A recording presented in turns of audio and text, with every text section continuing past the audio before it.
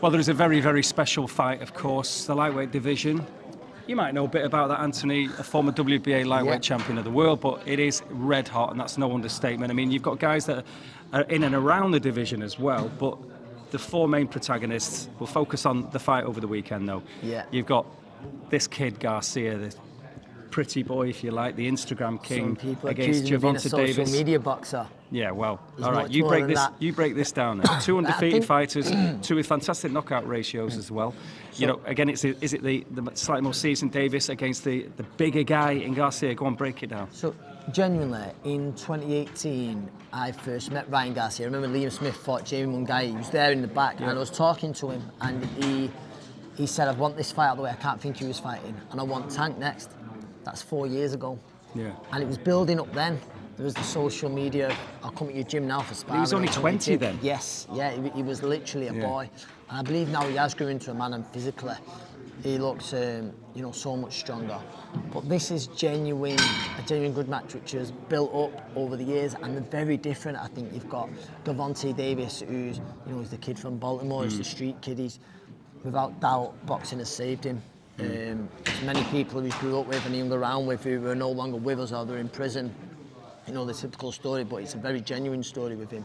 With Ryan Garcia, you've got the pretty boy, you've got the social media star, but I say about Ryan Garcia, you only have to look at his fight with Luke Campbell, who was a world-class lightweight and lucky not to win a world title. After the knockdown, which was heavy in their fight, he got up and, yeah, he took a few, but he walked Luke down and he beat him up, and Luke was a very good fighter, so he's for real. And it's such an hard one to pick, and I keep chopping, changing. I will see the fight panning out, and I wouldn't be one bit surprised if I'm wrong.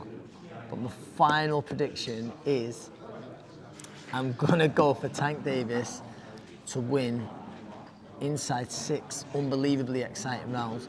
Edgy but exciting because they've both got the power to switch each other's lights off.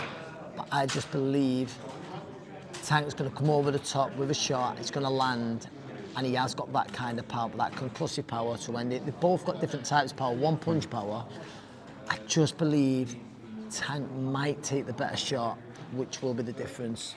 And very finally then, because that's fight a 136, a slight a catchweight, but the other one that we're looking forward to, of course, Haney Lomachenko, your old mate.